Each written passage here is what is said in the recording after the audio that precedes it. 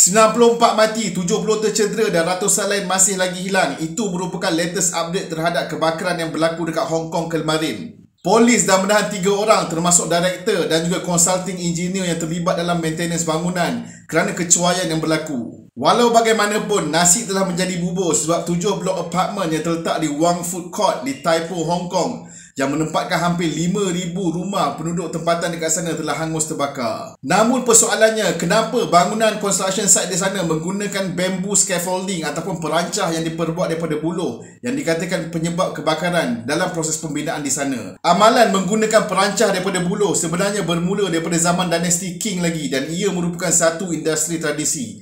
Buluh digunakan sebab ia adalah murah, ringan, fleksibel dan juga boleh menahan tiupan angin yang kuat. Bangunan 40 tingkat pun diorang boleh balut semua dengan buluh untuk menyelesaikan kerja-kerja construction dekat sana. Tapi di sebalik keunikan tradisi ini, ramai jurutera moden dah katakan bahawa buluh ini tidak selamat. Buluh merupakan bahan yang mudah terbakar dan sekiranya ia terbakar, ia mudah runtuh. Dia juga menyukarkan pihak bomba untuk membuat laluan penyelamat dan serpihan-serpihan yang jatuh daripada atas akan mencederakan mangsa dan juga pasukan bomba. Dan bukan itu sahaja, baru 2 minggu lepas pihak berkuasa Hong Kong telah mengeluarkan satu laporan khas yang mengatakan perancah buluh yang digunakan di bangunan lama berisiko tinggi ketika keadaan kecemasan, terutama ketika kebakaran. Dan kemarin, hal ini telah menjadi kenyataan.